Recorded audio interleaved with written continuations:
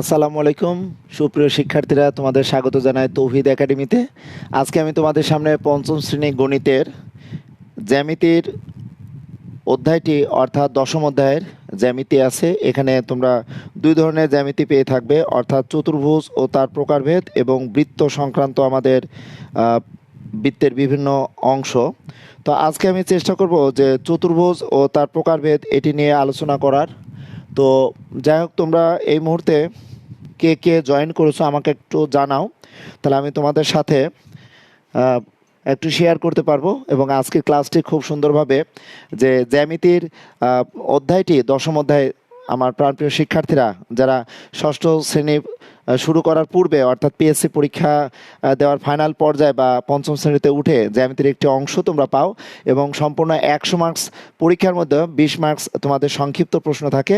বাকি 80 মার্কস প্রশ্নের মধ্যে অর্থাৎ 80 মার্কসের মধ্যে তোমরা দেখবে যে 80 মার্কস প্রশ্নের ভিতরে তোমরা অলরেডি 12 মার্কসের প্রশ্নের উত্তর পাবে, যেটি জ্যামিতি নিয়ে। তো যাই হোক, এখন আমি তোমাদের সাথে একটু দেখে নিই তোমরা এই মুহূর্তে কারা কে কে জয়েন করেছো। আমি একটু সময় চেয়ে নিচ্ছি। ওকে, দেখা যাচ্ছে যে খুব সম্ভবত বোর্ডটি একটু বাঁকা হয়ে আছে, আমি একটু সোজা করে নেওয়ার চেষ্টা করলাম। দেখা যাক।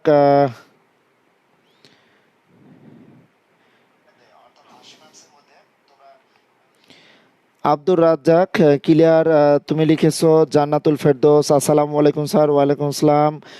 মহসিন হাসান রোহেন মাইশারুল নাইন, ঠিক আছে। আচ্ছা, তানভীর রহমান, আসসালামু আলাইকুম। ওয়ালাইকুম আসসালাম। তানভীর, তুমি আজকে দুপুরে এই লাইভ সেশনে ছিলে, এখনও তোমাকে দেখতে পাচ্ছি। তো আমি একটু তোমাদের ক্লাসটি অ্যাডজাস্ট করে নিই, তাহলে আমি একটু তোমাদের সাথে আলোচনা করতে পারবো। ফারহান ইশরাক, কোন ক্লাসে স্যার? এটা এটা তোমরা দেখতে পাচ্ছ যে পঞ্চম শ্রেণীর লাইভ ক্লাস। পঞ্চম শ্রেণীর লাইভ ক্লাসটি তোমরা একটু দেখো, দেখলে অবশ্যই বুঝতে পারবে। আমি একটু লিঙ্কটি শেয়ার করে নিই যাতে তোমাদের একটু সুবিধা হয়। প্রিয় শিক্ষার্থীরা, তোমরা একটু দেখে নাও।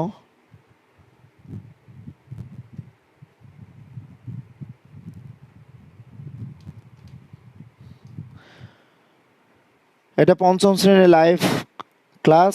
পঞ্চম শ্রেণীর লাইভ ক্লাসটি চতুর্ভুজ ও তার প্রকারভেদ নিয়ে আমি আলোচনা করতে চাচ্ছিলাম। তো তোমাদের খুব সম্ভবত বোর্ডটি এক সাইডে হয়ে যাচ্ছে।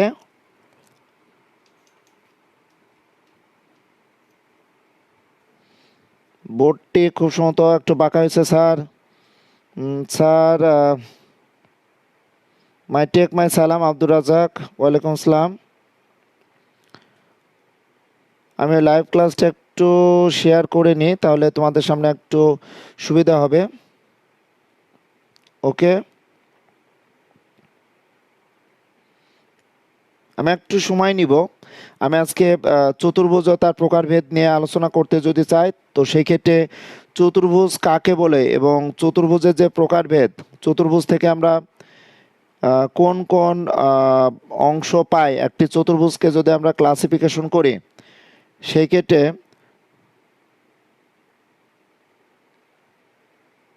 আমরা প্রাথমিক অবস্থায় চতুর্ভুজের কোন অংশটি পেতে পারি এটা একটু দেখে নিই।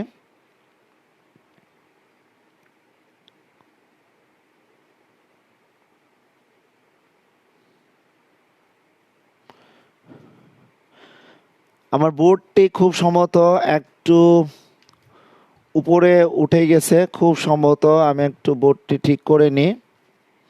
অ্যাকচুয়ালি লাইভ শুরু করার সময় দেখতে পাই যে একটু ঝামেলা হয়ে যাচ্ছে মনে হচ্ছে। তারপরেও তোমরা আমাকে একটু জানাও।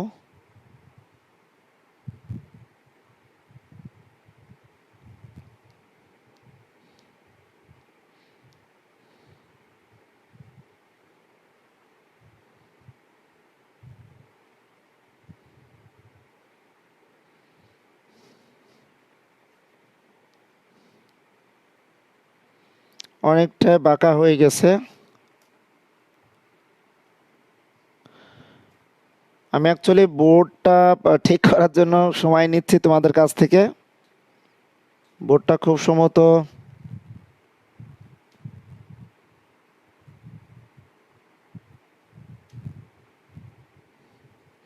যখন লাইভ ক্লাসটি শুরু করেছিলাম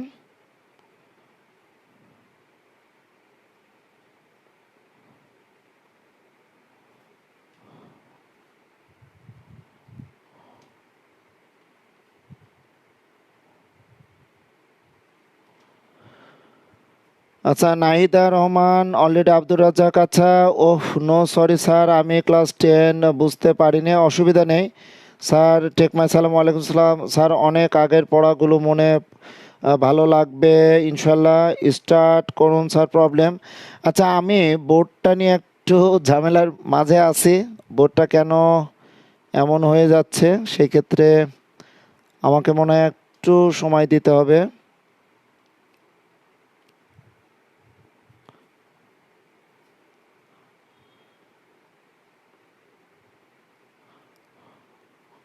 আমাকে একটু জানিও যে অ্যাকচুয়ালি বোর্ডটার জন্য আমি সময় নিচ্ছি, তোমরা কিছু মনে করো না। প্রাথমিক অবস্থায় বোর্ডে খুব সম্ভবত সমস্যা হচ্ছে।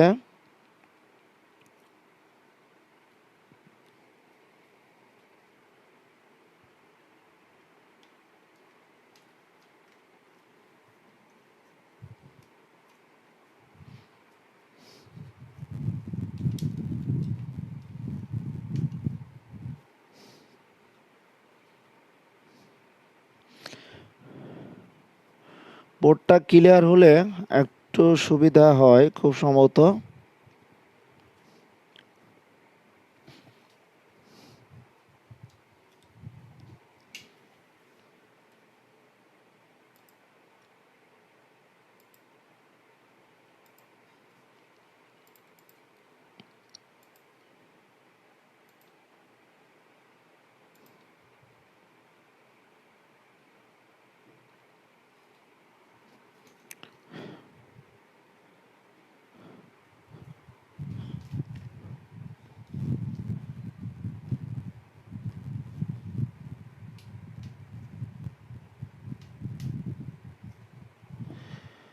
এখন মনে হয় তোমাদের বোর্ডটা ঠিক হয়েছে খুব সম্ভবত।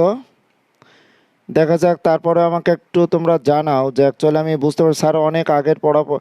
আচ্ছা, বোর্ড নিয়ে প্রবলেম নাই স্যার। আচ্ছা, বোর্ডে তো প্রবলেম আছে আমি দেখতে পাচ্ছি, কারণ তোমাদের কমেন্ট যখন আমি রিপ্লাই দিব সেই ক্ষেত্রে বোর্ড নিয়ে আসলে খুব প্রবলেম হচ্ছে খুব সম্ভবত।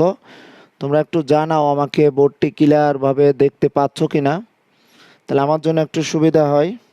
ওকে, তো পঞ্চম শ্রেণীর গণিতে যে জ্যামিতি একটি অংশ আছে দশম অধ্যায়ে, দশম অধ্যায়ে জ্যামিতিতে দুইটি অংশ নিয়ে সাধারণত আমার প্রাণপ্রিয় শিক্ষার্থীরা একটু টেনশনে থাকো। এখানে তিনটি প্রশ্ন দেয়া থাকে, অর্থাৎ একটি নির্দিষ্ট নির্দেশনা দেয়া থাকে। নির্দেশনার আলোকে আমাদের প্রশ্নের উত্তর দিতে হয়। অর্থাৎ দেখা যাচ্ছে যে কোনো একটি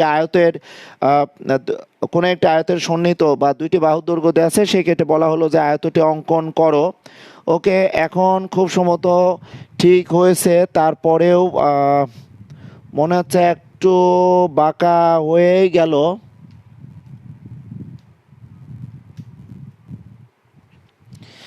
তো আমরা চতুর্ভুজের প্রকারভেদে যদি আসতে চাই, তাহলে প্রথমে আমাদের যে চতুর্ভুজ কাকে বলে এটি কিন্তু আগে জানতে হবে। চতুর্ভুজ, তাহলে তোমরা যদি দেখো যে চতুর্ভুজের প্রকারভেদ কিন্তু ক্লাস 4 থেকে কিন্তু শিখে এসেছো।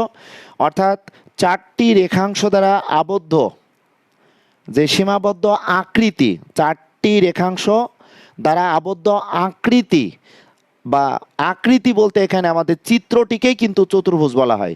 অর্থাৎ আমরা যদি বলি এই একটি রেখাংশ, একটি রেখাংশ, একটি রেখাংশ, একটি রেখাংশ, এই রেখাংশকে তোমাদের ক্লাস 5 অনুসারে এখানে ক, তোমরা খ, এখানে গ, এখানে ঘ, এভাবে তোমরা নামকরণ করো। তবে ক্লাস 6-এ উঠলে বীজগণিত যেহেতু অংশ পাবে, সেই ক্ষেত্রে দেখবে যে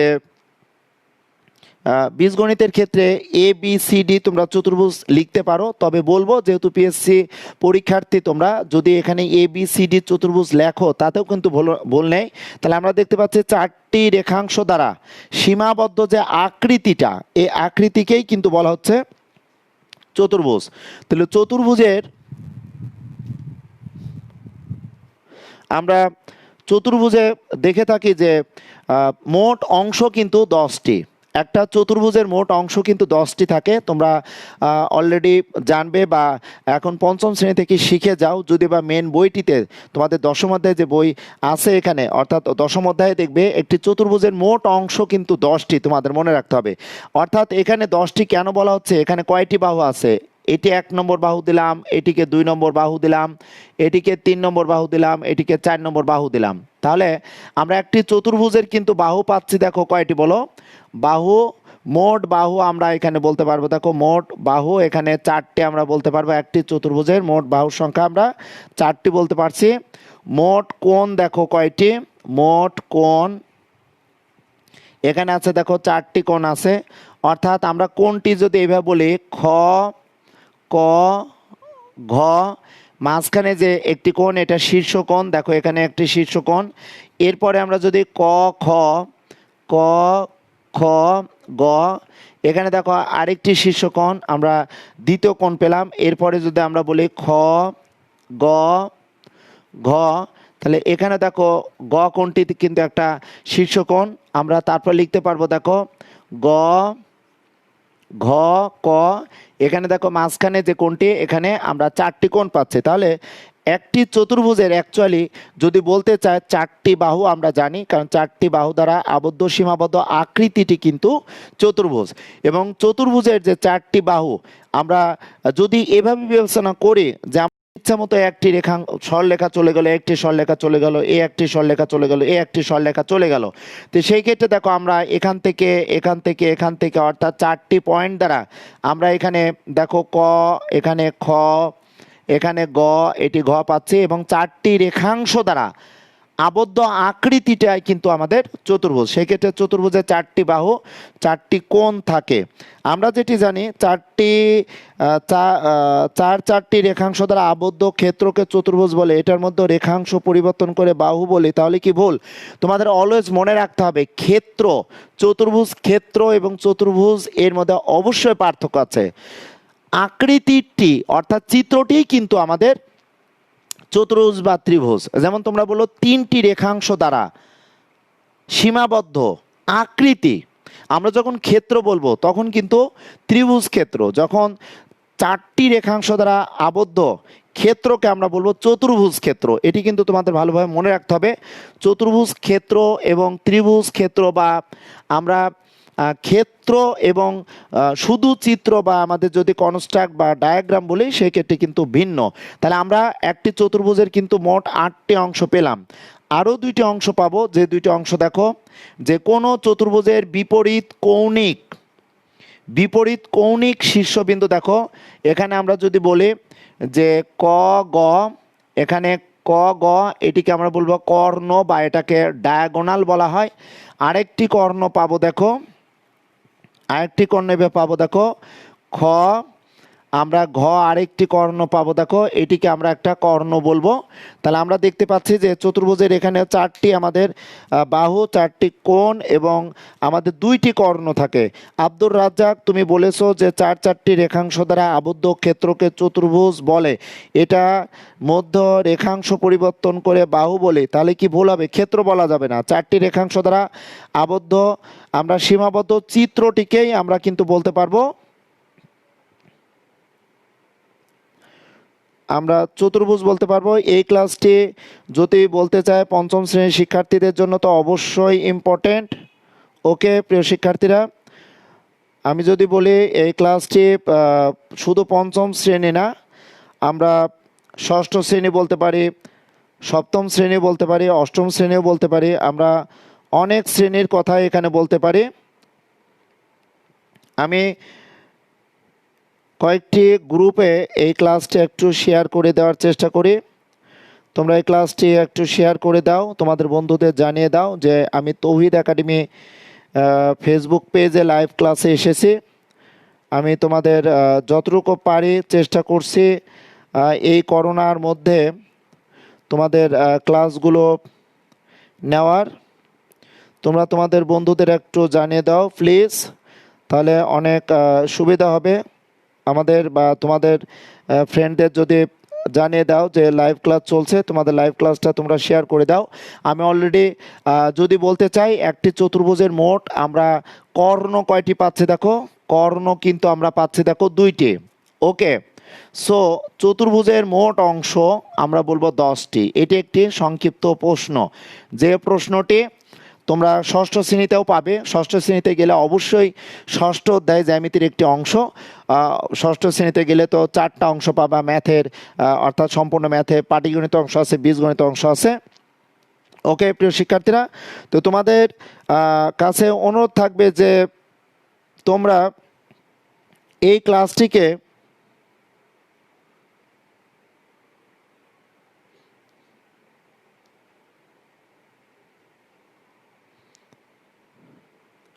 যত শেয়ার করবে ততই আমার শিক্ষার্থীদের কাছে এই ক্লাসটি পৌঁছে যাবে, এবং আমি চেষ্টা করব আমার প্রাণপ্রিয় শিক্ষার্থীরা যাতে এই ক্লাসটি সুন্দরভাবে করতে পারে, দেখতে পারে।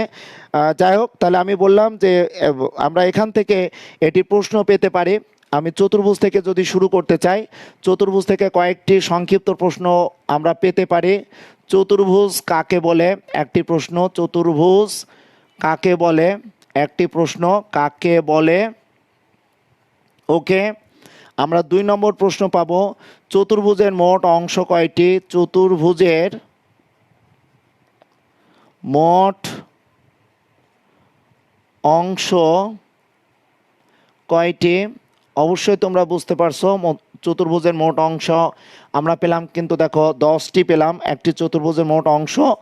আমরা চতুর্ভুজের পরিসীমা কাকে বলে, আমরা চতুর্ভুজের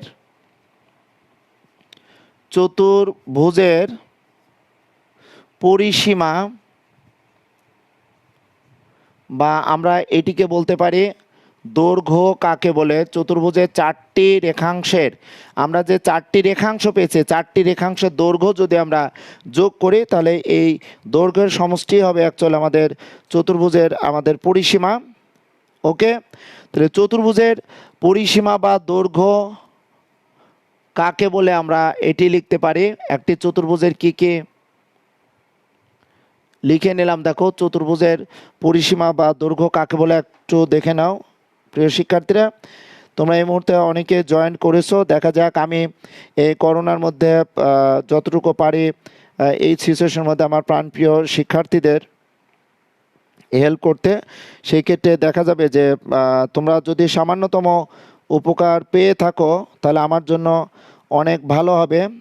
যারা এই মুহূর্তে ক্লাসটি দেখছো, তোমরা তোমাদের বন্ধুদের বা তোমাদের আত্মীয় স্বজনদের জানিয়ে দাও যে তৌহিদ একাডেমি, যে আমি শহীদ বীর উত্তম লেফটেন্যান্ট আনোয়ার গার্লস কলেজের একজন গণিত শিক্ষক হিসাবে আমি অনলাইনে ক্লাস নিই। তাছাড়া আমাদের শিক্ষা প্রতিষ্ঠানে কন্টিনিউয়াসলি আমরা ধারাবাহিকভাবে কলেজ যেভাবে হয়তো আমরা যে ক্লাস নিতাম, প্রাণপ্রিয় শিক্ষার্থীরা প্রতিষ্ঠানে থাকতো, আমরাও কিন্তু এখন বর্তমানে একটা নির্দিষ্ট নিয়মে সুন্দরভাবে পরিকল্পনা মাফিক মাননীয় অধ্যক্ষ মহোদয় এবং উপাধ্যক্ষ মহোদয় এবং আমাদের বিভিন্ন শাখার class teacher, subject teacher, class incharge, overall সবাই মিলেই কিন্তু আমরা এই ক্লাসগুলো সুন্দরভাবে করতে পারি। এবং তোমাদের জন্য আজকে শুক্রবারের দিন, এই শুক্রবারের দিন আমি এই ক্লাসটি নেওয়ার চেষ্টা করছি। একটি চতুর্ভুজ থেকে আমরা কিভাবে পেতে পারি চতুর্ভুজের ব্যাপারটি তোমরা একটু দেখে নাও, আমাকে জানাও, তাহলে আমি আরেকটু উৎসাহ বা আগ্রহ পাবো। তাহলে আমি একটি চতুর্ভুজের দৈর্ঘ্য কাকে বলে বা পরিসীমা কাকে বলে, তাহলে চতুর্ভুজের 4টি রেখাংশের দৈর্ঘ্যের সমষ্টিকে বলা হবে চতুর্ভুজের পরিসীমা। চতুর্ভুজের 4টি রেখাংশের দৈর্ঘ্যের সমষ্টিকে বলা হবে চতুর্ভুজের পরিসীমা। তাহলে একটি চতুর্ভুজের মোট অংশ আমরা পেলাম দেখো 10টি, 4টি বাহু, 4টি কোণ এবং 2টি কর্ণ, মোট আমাদের 10টি অংশ পেলাম। এখন আসো একটি চতুর্ভুজের যে চারটি কোণ থাকে, দেখো এ একটি কোণ, যেটা আমি বলেছি খ ক গ ঘ কোণ, এই কোণের একটি মান। তারপরে দেখো ক খ গ, এ একটি কোণ, এই কোণের মান। এরপর দেখো খ গ ঘ, এই একটি কোণ, এই কোণের মান। তারপর দেখো খ ক ঘ, এ একটি কোণের মান, বা গ ঘ ক, এ একটি কোণের মান। দেখো চারটি কোণ, এই চারটি কোণ যদি যোগ করা হয় তাহলে আমরা এই চারটি কোণের যোগফল সমান কত পাবো, সেটা অবশ্যই তোমরা জানো।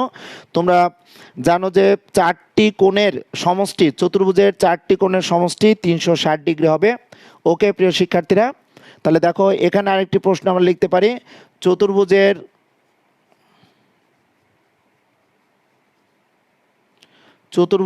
চারটি কোণের যোগফল বা তোমরা সমষ্টি কত, এটা একটি সংক্ষিপ্ত প্রশ্ন তোমরা বলতে পারো। সমষ্টি কত? চতুর্ভুজের যে চারটি কোণ আছে, এই চারটি কোণ যদি আমরা যোগ করি তাহলে এই চারটি কোণের যোগফল কত হবে, সেই ক্ষেত্রে তোমরা একটু দেখে নাও।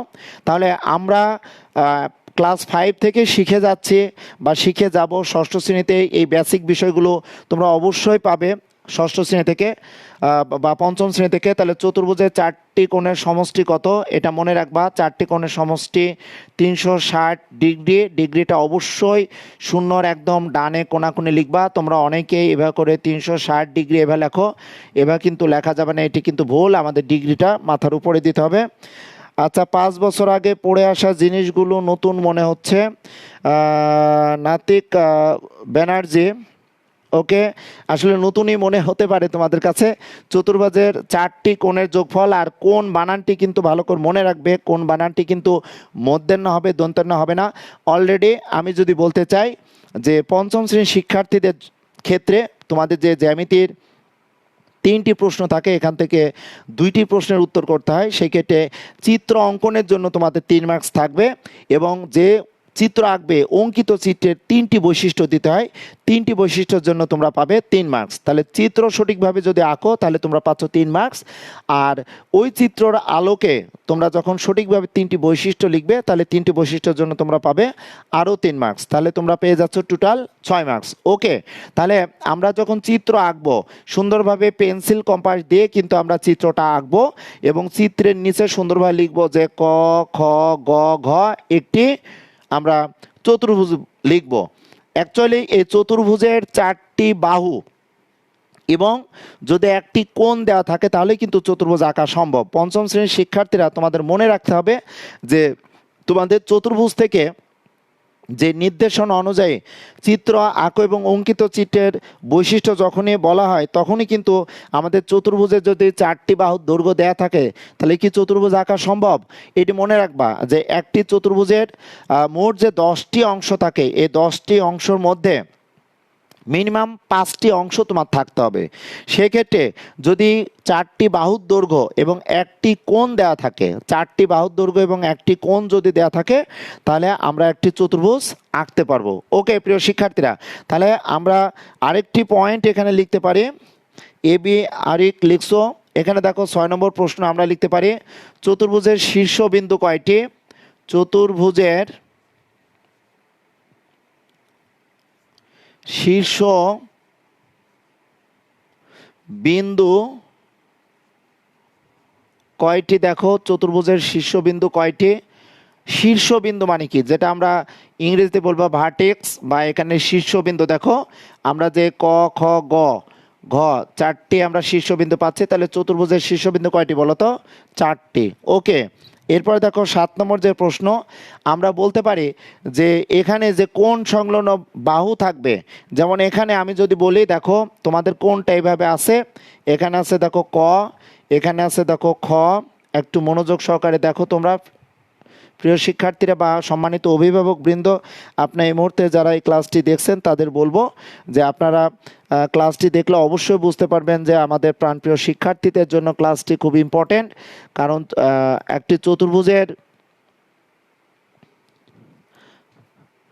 চতুর্ভুজের আমরা দেখতে পাই যে যে অংশগুলো থাকে অংশগুলো আমাদের কমপ্লিটলি জানতে হবে, তারপরে আমরা যে চতুর্ভুজের প্রকারভেদ আছে এই চতুর্ভুজের প্রকারভেদগুলো নিয়ে আমরা আলোচনা করতে পারবো। দেখো তাহলে এই যে খ ক ঘ, এই যে একটি কোণ, আমরা যদি চতুর্ভুজ থেকে একটি শীর্ষ কোণ নিয়ে এবার কোণ তৈরি করি, তাহলে এই যে এই বাহুটা আমরা পাবো দেখো ক খ, এই বাহুকে আমরা বলবো দেখো সন্নিহিত বাহু, এই বাহুটাকে আমরা বলবো সন্নিহিত বাহু আমরা বলতে পারবো, অর্থাৎ কোণের বাহুদ্বয়কে আমরা সন্নিহিত বাহু বলবো। আবার এখান থেকে যদি আমরা ক ঘ বলি, এ ক ঘ বাহু হচ্ছে সন্নিহিত বাহু, এটি মনে রাখবে। ওকে, আমি এটা একটু মুছে দেওয়ার চেষ্টা করি। দেখো আমাদের এখানে দেখো, তাহলে চতুর্ভুজের আমরা যদি আলাদাভাবে যদি আমরা কোণ নিয়ে, তাহলে এখানে সন্নিহিত বাহু পাচ্ছি। তাহলে আমরা একটা চতুর্ভুজের যদি বলতে চাই সন্নিহিত বাহু দৈর্ঘ্য কয়টি, তাহলে সন্নিহিত বাহু অর্থাৎ চতুর্ভুজে যে চারটি বাহু আছে এই চারটি বাহুকেই কিন্তু এক একটা কোণের সাপেক্ষে আমরা সন্নিহিত বাহু বলতে পারবো। ওকে প্রিয় শিক্ষার্থীরা, স্যার আমি কি করব? সানজিদা আক্তার, সানজিদা, আচ্ছা Zarin, Mumtaz Momo and two others are watching. হ্যাঁ জারিন এই মুহূর্তে তুমি আসো, তুমি জয়েন করেছো, থ্যাংক ইউ। আচ্ছা ফোরটা, আচ্ছা আফরোজা ইসলাম, হ্যাঁ তোমরা যে যে জয়েন করেছো এই মুহূর্তে খুব দ্রুত জয়েন করো। আমি তোমাদের সামনে চতুর্ভুজের প্রকারভেদ অলরেডি আলোচনা করছি, চতুর্ভুজ নিয়ে আমি তোমাদের সাথে আছি। চতুর্ভুজ কাকে বলে, চতুর্ভুজের প্রকারভেদ ষষ্ঠ শ্রেণীর শিক্ষার্থীদের জন্য অবশ্য ইম্পর্ট্যান্ট, এটি একটু দেখে নাও তোমরা।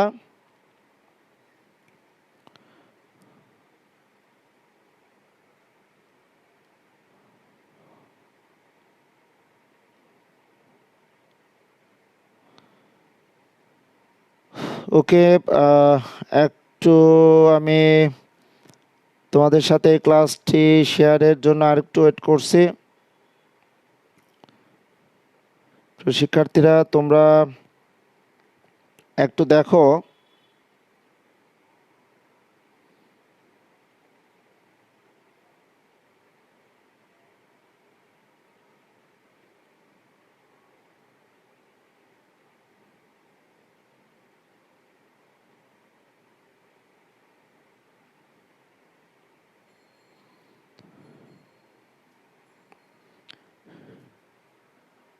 শেয়ার টু মোর অপশন, এখানে মোর অপশনে কে কে আসো বা আমাকে একটু জানাও, জানালে আমি আরেকটু ক্লাস এগিয়ে নিয়ে যাওয়ার উৎসাহ পাবো।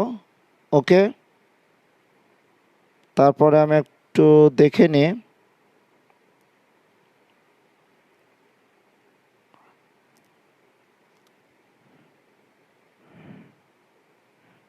আমি একটু এটি খুব দ্রুত তোমাদের সামনে শেয়ার করার চেষ্টা করছি।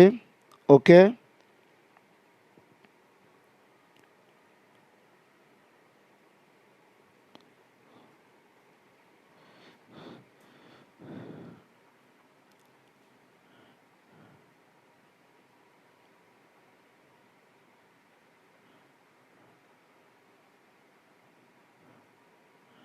দেখিনি এই মুহূর্তে।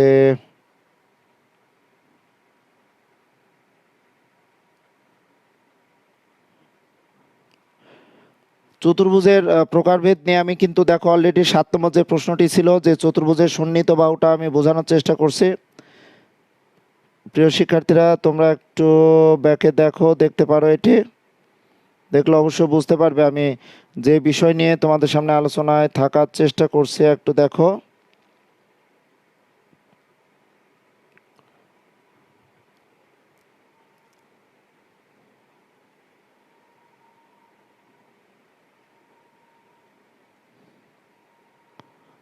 আমি আছি, তোমরা মনে করো না যে আমি চলে গেছি, হয়তো না, আমি তোমাদের সাথেই আছি।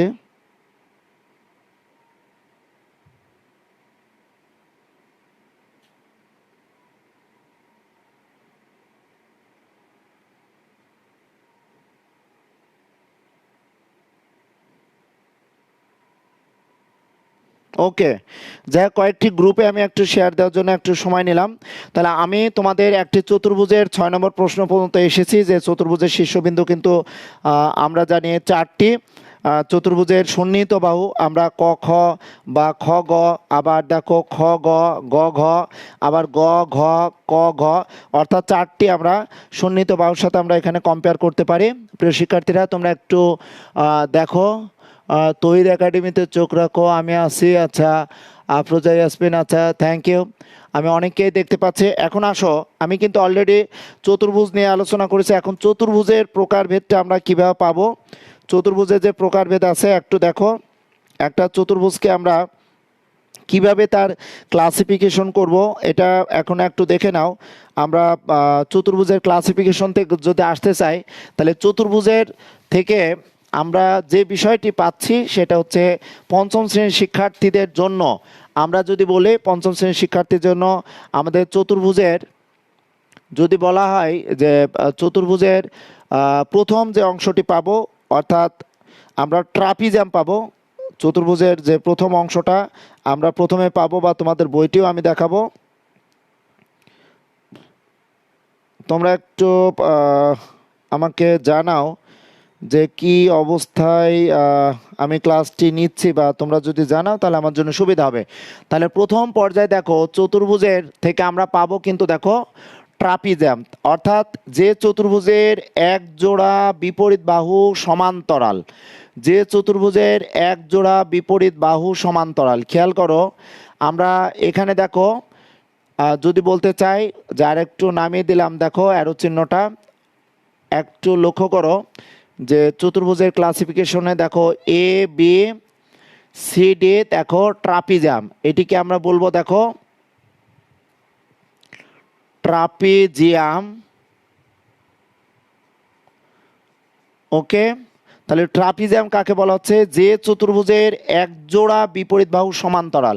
অর্থাৎ দেখো এক জোড়া বিপরীত বাহু বলতে এখানে এডি ও আমরা বিসি পঞ্চম শ্রেণীর শিক্ষার্থীদের জন্য বলবো পরস্পর আমরা সমান্তরাল বলবো, পরস্পর সমান্তরাল।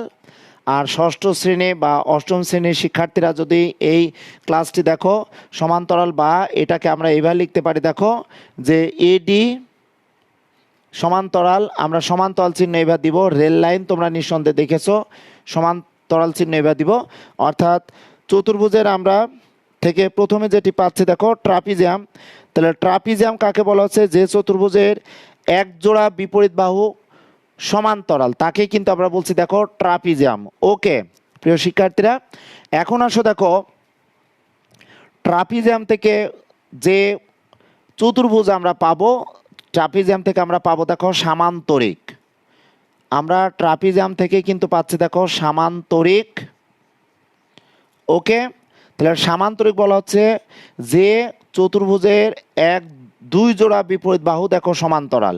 এবং আমি যে পঞ্চম শ্রেণীর শিক্ষার্থীদের জন্য যে চতুর্ভুজের ক্লাসিফিকেশন আলোচনা করছি, এই ট্রাপিজিয়ামের এমনও হতে পারে যে দুইটি সন্নিহিত বাহুর দৈর্ঘ্য দেওয়া আছে, আর এখানে যে ট্রাপিজিয়ামের এই বিএ বাহু বা এখানে সিডি বাহু, এই বাহুকে আমরা তির্যক বাহু বলতে পারবে।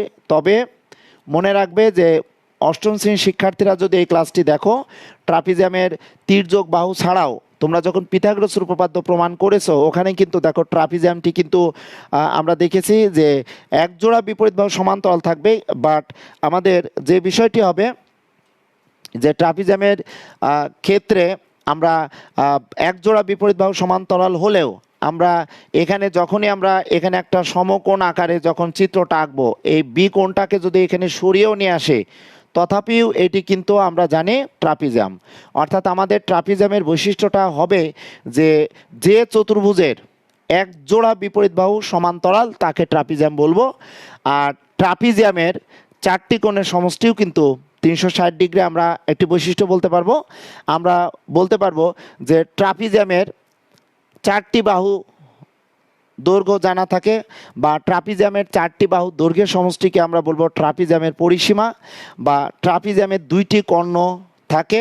এগুলো অ্যাকচুয়ালি বেসিক্যালি বৈশিষ্ট্য আমরা যেহেতু পঞ্চম শ্রেণীর শিক্ষার্থীরা হিসেবে তোমাদের মেন বইয়ে দেখবে আয়ত, বর্গ, সামান্তরিক, রম্বস, এই চারটি আমাদের চতুর্ভুজ থেকেই কিন্তু ম্যাক্সিমাম ক্ষেত্রে পরীক্ষাতে তোমরা তোমাদের প্রশ্নে পেয়ে থাকো যে ট্রাপিজিয়াম এর সংজ্ঞাটা তোমাদের জানা লাগবে। ট্রাপিজিয়াম যেটি তোমাদের বইয়ে লেখা আছে যে এক জোড়া, যে চতুর্ভুজের এক জোড়া বিপরীত বাহু সমান্তরাল, সেটিকে আমরা বলছি ট্রাপিজিয়াম। তাহলে ট্রাপিজিয়াম থেকে দেখো আসলো কি বলো, সামান্তরিক। তাহলে সামান্তরিকের ক্ষেত্রে আমরা বলবো যে চতুর্ভুজের দুই জোড়া বিপরীত বাহু সমান্তরাল। এখানে দেখো আমরা এই ক্ষেত্রে যদি এভাবে বলি যে পি কিউ আর এস, এটি কিন্তু একটা আমরা সামান্তরিক বলতে পারছি। সামান্তরিকে দেখো আমরা বলতে পারবো যে পি কিউ সমান্তরাল, আমরা বলতে পারবো দেখো এস আর বা আর এস। আবার দেখো পি এস সমান্তরাল, আমরা বলতে পারবো দেখো কিউ আর।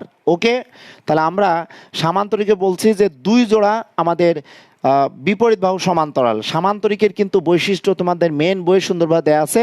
সামান্তরিকের কর্ণদ্বয় পরস্পরকে মধ্যবিন্দুতে সমদ্বিখণ্ডিত করে। সামান্তরিকের বিপরীত বাহুদ্বয় পরস্পর সমান ও সমান্তরাল। অর্থাৎ এই সামান্তরিক থেকেই কিন্তু তোমাদের অনেক বেসিক বিষয়গুলো কিন্তু পঞ্চম শ্রেণীতে জেনে যাচ্ছ। পঞ্চম শ্রেণীতে তোমাদের যে জ্যামিতি থেকে প্রশ্ন আসবে এখানে তোমরা অনেক পাবে। আর সামান্তরিকের আমরা বিপরীত বাহুগুলো সমান ও সমান্তরাল এখানে বলতে পারবো। লক্ষ্য করো আমরা পিএস সমান আমরা কিউ আর বলতে পারবো। অর্থাৎ পিএস এর মান যদি আমাদের এখানে 5 সেন্টিমিটার হয়, খেয়াল করো, তাহলে আমরা কিউ আর এর মানও কিন্তু আমরা 5 সেন্টিমিটার বলতে পারবো। অর্থাৎ সামান্তরিকের বিপরীত বাহুর দৈর্ঘ্য পরস্পর সমান ও সমান্তরাল। দেখো পরস্পর সমান ও সমান্তরাল পাচ্ছি, বা এখান থেকে আমরা বলতে পারবো দেখো পি কিউ সমান আমরা বলতে পারবো এস আর। এটা যদি এমন হয় 2 সেন্টিমিটার, তাহলে বিপরীত বাহু দেখো এখানেও আমাদের 2 সেন্টিমিটার আমরা এটি পাবো। ওকে প্রিয় শিক্ষার্থীরা, তাহলে সামান্তরিকের আমরা বলতে পারবো যে চতুর্ভুজের বিপরীত বাহু বৈশিষ্ট্য আমরা বলতে পারবো যে সামান্তরিকের বিপরীত বাহু দৈর্ঘ্য পরস্পর কি বলো, সমান ও সমান্তরাল। সামান্তরিকের কর্ণদ্বয় পরস্পরকে সমদ্বিখণ্ডিত করে। এরপরে তোমরা সামান্তরিকের আরেকটি বৈশিষ্ট্য দিতে পারো। তোমাদের মেন বইটা যদি দেখো এখানে সামান্তরিকের তোমরা চারটি কোণের সমষ্টি 360 ডিগ্রি তোমরা দিতে পারো। এখানে বিপরীত কোণগুলো পরস্পর সমান, তোমরা বলতে পারো যে সামান্তরিকের আরেকটি পয়েন্ট আছে বিপরীত কোণগুলো সমান। অর্থাৎ এখানে যদি এটা 30 ডিগ্রি হয়, এটিও কিন্তু 30 ডিগ্রি হবে। আর এটি 30 হলে এটি অবশ্যই 150 ডিগ্রি হবে। তাহলে এর বিপরীত কোণ এটিও কিন্তু 150 ডিগ্রি হবে। সো আমাদের সামান্তরিকের বিপরীত কোণগুলোও কিন্তু পরস্পর সমান, এটাও কিন্তু মনে রাখতে হবে। এখন আসো সামান্তরিক থেকে আমরা যে চতুর্ভুজটি পেতে পারি সেটি কিন্তু আমরা বলতে পারবো রম্বস। ওকে, সামান্তরিক থেকে আমরা বলতে পারবো দেখো রম্বস। তাহলে রম্বস কাকে বলে তোমরা অবশ্যই বলতে পারবা এভাবে যে সামান্তরিকের সন্নিহিত বাহুর দৈর্ঘ্য সমান তাকে আমরা রম্বস বলতে পারবো। যে সামান্তরিকের সন্নিহিত বাহুর দৈর্ঘ্য সমান, রম্বসের কোনো কোণ কিন্তু সমকোণ না, বাট রম্বসের বিপরীত কোণগুলো পরস্পর সমান, এটা মনে রাখবে। এবং রম্বসের আমাদের প্রত্যেকটি বাহুর দৈর্ঘ্য কিন্তু সমান। ওকে, এটা তোমরা যদি তোমাদের মেন বইয়ে দেখো, তোমাদের মেন বইয়ে কিন্তু লেখা আছে রম্বসের এখানে বৈশিষ্ট্য তোমাদের মেন বই দেওয়া আছে। দেখো যে চতুর্ভুজের চারটি বাহুর দৈর্ঘ্য সমান তাকে রম্বস বলে। বর্গ এক ধরনের রম্বস, এটা না বলে তোমরা সুন্দরভাবে লিখতে পারো যে রম্বসের যেহেতু সামান্তরিক থেকে কিন্তু রম্বস আসে, সুতরাং সামান্তরিকের যে বৈশিষ্ট্য রম্বসের একই বৈশিষ্ট্য দিতে পারো যে রম্বসের বিপরীত বাহুগুলো দৈর্ঘ্য পরস্পর সমান, বা রম্বসের প্রত্যেকটি বাহুর দৈর্ঘ্যই সমান আমরা বলতে পারি। রম্বসের বিপরীত কোণগুলো কিন্তু পরস্পর সমান। রম্বসের কর্ণদ্বয় পরস্পরকে সমকোণে সমদ্বিখণ্ডিত করে, এটা কিন্তু আমরা সুন্দরভাবে এটি লিখতে পারবো, সমস্যা নেই। রম্বস নিয়ে আমরা যদি কথা বলতে চাই তাহলে রম্বস পেলাম। এখন আসো দেখো আমরা সামান্তরিক থেকে খুব সুন্দরভাবে এখন পাবো আয়ত। অর্থাৎ যে সামান্তরিকের প্রত্যেকটি কোণ সমকোণ অর্থাৎ 90 ডিগ্রি, সেটাকে আমরা বলবো দেখো আয়ত বলবো। প্রত্যেকটি কোণেই কিন্তু দেখো 90 ডিগ্রি। আমরা যদি এখানে এ বি সি আমরা আয়ত বলি, তাহলে আয়তের বিপরীত বাহুর দৈর্ঘ্যও কিন্তু সমান। আমরা সামান্তরিকের বিপরীত বাহুর দৈর্ঘ্য কিন্তু আমরা সমান পেয়েছি, একটা দাগ দেওয়ার অর্থ হচ্ছে সমান সমান। এখানেও কিন্তু আমরা একটা দাগ দিতে পারি। তাহলে আয়তের বৈশিষ্ট্য হচ্ছে যে আয়তের প্রত্যেকটি কোণ সমকোণ, বা তোমরা যদি বলো আয়তের 4টি কোণ পরস্পর সমান সেটি হবে, তবে আয়তের প্রত্যেকটি কোণ সমকোণ তোমরা উল্লেখ করবে। আয়তের বিপরীত বাহুগুলো দৈর্ঘ্য কিন্তু পরস্পর সমান তোমরা বলতে পারবে। আয়তের কর্ণদ্বয় পরস্পরকে মধ্যবিন্দুতে সমদ্বিখণ্ডিত করে, এটাও বলতে পারবা। অলরেডি আমি দেখতে পাচ্ছি মাইশা ফাহমিদা, আসসালামু আলাইকুম স্যার। ওয়ালাইকুম আসসালাম। মাইশা, তুমি কেমন আছো? এই ক্লাসটি যদি বা পঞ্চম শ্রেণীর ক্লাস, তথাপিও তুমি নবম শ্রেণীর শিক্ষার্থী হিসাবে বলবো চতুর্ভুজের ক্লাসিফিকেশনটা তোমার জানার প্রয়োজন হবে, কারণ তোমাদের যে নবম দশম শ্রেণীতে সম্পাদ্য আছে চতুর্ভুজ ও তার প্রকারভেদ, ওখানে কিন্তু অবশ্যই তোমাদের এই চতুর্ভুজের ব্যাপারটি কিন্তু লাগবে। ওকে প্রিয় শিক্ষার্থীরা, তাহলে দেখো আমরা আয়ত থেকে এখন যেটা পাবো, দেখো আয়ত থেকে আমরা নিঃসন্দেহে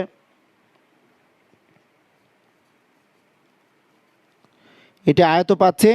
আয়ত থেকে আমরা পাবো, দেখো এখানে বর্গ পাবো। আয়ত থেকে আমরা খুব সুন্দরভাবে এখানে আমরা বর্গ বলতে পারবো, অর্থাৎ যে আয়তের সন্নিহিত বাহুর দৈর্ঘ্য সমান। অর্থাৎ তোমাদের বইয়ে লেখা আছে যে যে চতুর্ভুজের প্রত্যেকটি বাহুর দৈর্ঘ্য সমান, প্রত্যেকটি কোণ সমান, তাকে আমরা কি বলবো বলো তো? বর্গ বলবো। তাহলে দেখো প্রথমে চতুর্ভুজ থেকে আমরা পাবো ট্রাপিজিয়াম। ট্রাপিজিয়াম থেকে পাবো দেখো এখানে সামান্তরিক। সামান্তরিক থেকে আমরা পাবো দেখো আয়ত। আবার দেখো আয়ত থেকে পাচ্ছে বর্গ। আবার সামান্তরিক থেকে কিন্তু আমরা পাচ্ছি দেখো রম্বস। আবার রম্বস থেকেও কিন্তু আমরা বর্গ লিখতে পারবো। অর্থাৎ রম্বসের এই কোণটি যদি 110 ডিগ্রি হয়, তাহলে এই বিপরীতে এই কোণটি 110 ডিগ্রি হবে। আর এটা যদি 110 ডিগ্রি হয়, তাহলে আমাদের এই দুইটি কোণের সমষ্টি কিন্তু 180 ডিগ্রি হবে। অর্থাৎ রম্বসের এই দুইটি সন্নিহিত কোণের যোগফল কিন্তু 180, তাহলে এটি অটোমেটিকলি 70 ডিগ্রি। এটি কিন্তু আমরা যদি বলি এটি 70 ডিগ্রি। কিন্তু বর্গের প্রত্যেকটি কোণ কিন্তু সমকোণ 90 ডিগ্রি, এটি মনে রাখবে। আর প্রত্যেকটি বাহুর দৈর্ঘ্য কিন্তু দেখো সমান। তাহলে আমরা আজকে তোমাদের যদি এভাবে বলতে চাই যে পঞ্চম শ্রেণীর শিক্ষার্থীদের যদি বলতে চাই যে পঞ্চম শ্রেণীতে যে তোমরা জ্যামিতি পাচ্ছ, এখানে চতুর্ভুজ ও তার প্রকারভেদ, অ্যাকচুয়ালি তোমাদের এখান থেকে যদি বলতে চাই যে 5টি অংশ তোমরা যদি জানো এবং 5টি অংশেরই বৈশিষ্ট্য তোমাদের জানতে হবে। প্রথমত তোমরা পাচ্ছ দেখো চতুর্ভুজ। দ্বিতীয় অংশ যদি তোমাদের বলতে চাই, আমি যদি এটাকে এবার ট্রাপিজিয়াম লিখে দিই,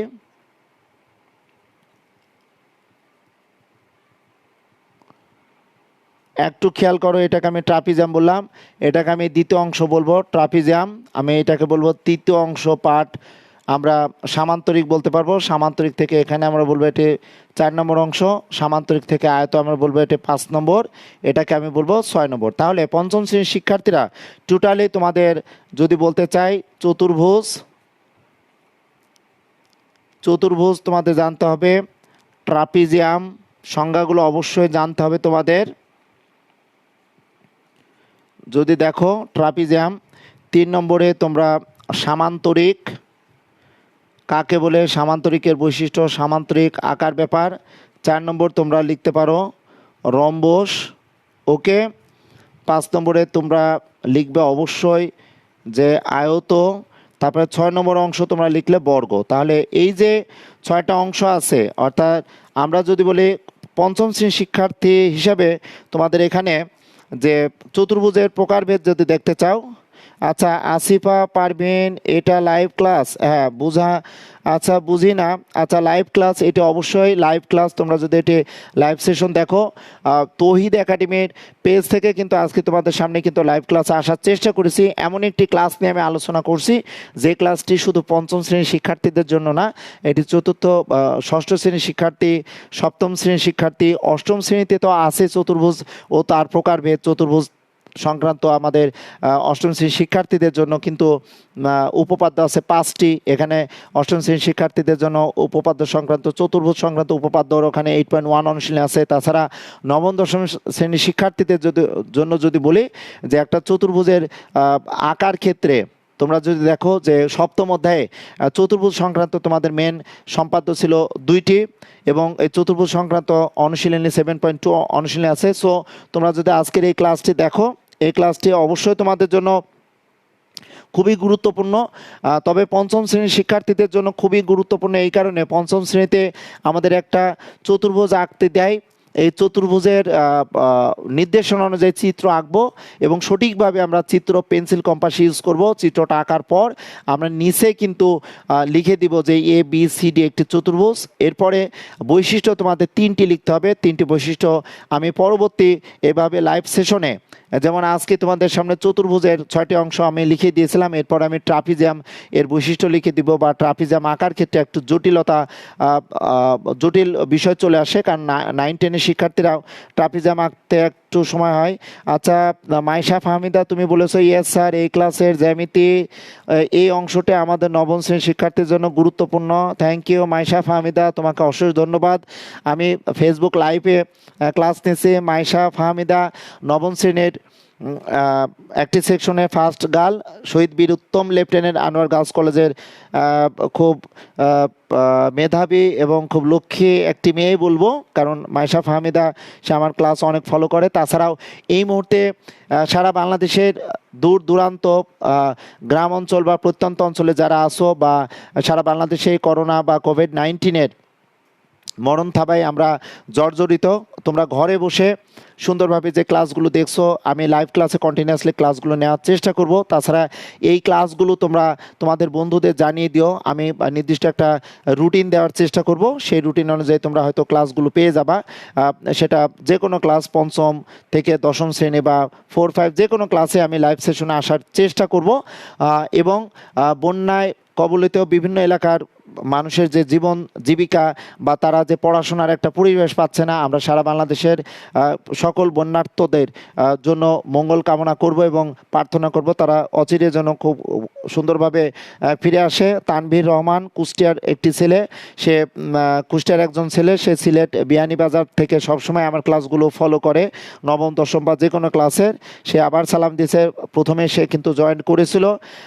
এখানে এবি অনেকে জয়েন করেছো, MD Heraj, Zarin Mumtaz, Momo and 4 others watching. মোমোকে ষষ্ঠ শ্রেণীর একজন শিক্ষার্থী দেখতে পাচ্ছি। সো এখানে চতুর্ভুজের প্রকারভেদের মধ্যে তোমরা যদি এভাবে সুন্দরভাবে গুছিয়ে পড়ো, বা প্রত্যেকটি চতুর্ভুজের অর্থাৎ ট্রাপিজামের বৈশিষ্ট্য, সামান্তরিকের 3টি মিনিমাম ইম্পর্টেন্ট বৈশিষ্ট্য, বা রম্বসের 3টি বৈশিষ্ট্য, বা আয়তের বৈশিষ্ট্য, বা বর্গের বৈশিষ্ট্য, এই বৈশিষ্ট্যগুলো তোমাদের খুব সুন্দরভাবে যদি তোমরা লেখো, সেই ক্ষেত্রে পঞ্চম শ্রেণীর শিক্ষার্থীদের জ্যামিতি থেকে যে 12 মার্কসের প্রশ্নের আনসার করতে হয়, 3টি প্রশ্ন থাকে, যে কোনো 3টি প্রশ্নের উত্তর দিতে হয়। 2টি অংশ থাকে একটা প্রশ্নে, অর্থাৎ নির্দেশনা অনুযায়ী তোমাদের চিত্র আঁকতে দেয়। এরপর অঙ্কিত চিত্রের কিন্তু 3টি বৈশিষ্ট্য তোমাদের আঁকতে দেয়। স্যার ফাদ স্যারের লাইভ শেষ, থ্যাংক ইউ স্যার। এই মুহূর্তে তোমরা কারা জয়েন করেছো, বিনয় বাড়ি, থ্যাংক ইউ স্যার। অ্যাকচুয়ালি আমার এবং ফাদ স্যারের আজকে অ্যাট এ টাইমে লাইভ ক্লাসটি শুরু হয়ে গেছে। ফাদ স্যার কন্টিনিউয়াসলি লাইভ ক্লাস নিচ্ছেন, আমিও লাইভ ক্লাস নিচ্ছি। আমাদের স্কুলে আমি তোমাদের একটি শিডিউল জানিয়ে দিব জেনারেল ম্যাথ, হায়ার ম্যাথে লাইভ ক্লাসের জন্য। আমি পঞ্চম শ্রেণীর এই ক্লাসগুলো নেওয়ার চেষ্টা করছি। এমডি তানভীর রহমান তুমি এই মুহূর্তে জয়েন করেছো, থ্যাংক ইউ। যাই হোক, তাহলে আজকে আমি পঞ্চম শ্রেণীর শুধু চতুর্ভুজ ও তার প্রকারভেদটি আলোচনা করার চেষ্টা করলাম। এর পরবর্তীতে তোমাদের রিকোয়ারমেন্ট অনুযায়ী এখানে 6টি চতুর্ভুজ যদি বলতে চাই, 6টি চতুর্ভুজের যে অংশ পেলাম, এখানে 6টি অংশ, 6টি আমি চতুর্ভুজের ক্লাসিফিকেশন আমি চিত্র এঁকে দেওয়ার চেষ্টা করব এবং বৈশিষ্ট্যগুলো সুন্দরভাবে লিখে দেওয়ার চেষ্টা করব। আচ্ছা মজুমদার, যদি ক্লাস ভিত্তিক একটি রুটিন দেন তবে সকলে উপকৃত হবে। ওকে, আমি ক্লাস ভিত্তিক আমি রুটিন দেওয়ার চেষ্টা করব। অ্যাকচুয়ালি আমি একটু জানতে চাচ্ছি বা দেখতে চাচ্ছি যে তোমরা কেমন অ্যাকচুয়ালি এই লাইভ ক্লাসগুলোতে সাড়া দাও। আজকে আমি এই পঞ্চম শ্রেণীর লাইভ ক্লাসটি তোমাদের সামনে তুলে ধরার চেষ্টা করেছি। এই ক্লাসটি মূলত ষষ্ঠ শ্রেণী, সপ্তম, অষ্টম, নবম, দশম সকল শ্রেণীর জন্য এই লাইভ ক্লাসটি খুবই ইম্পর্টেন্ট, তোমরা একটু দেখে নাও।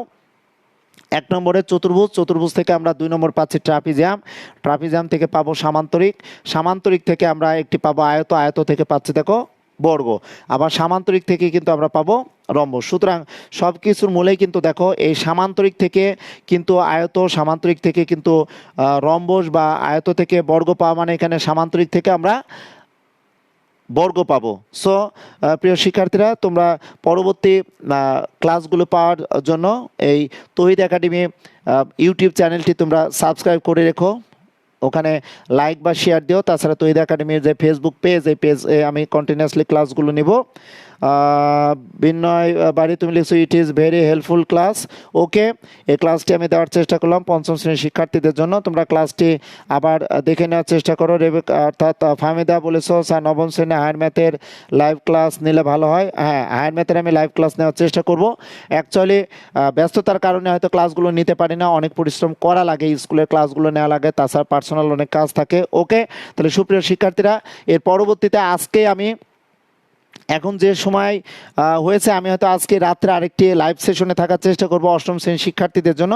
সেই ক্লাসটিতে তোমরা জয়েন করার চেষ্টা করো। তোমরা ভালো থেকো, সুস্থ থেকো, সেই প্রত্যাশায় দেখা হবে পরের ক্লাসে। আল্লাহ হাফেজ।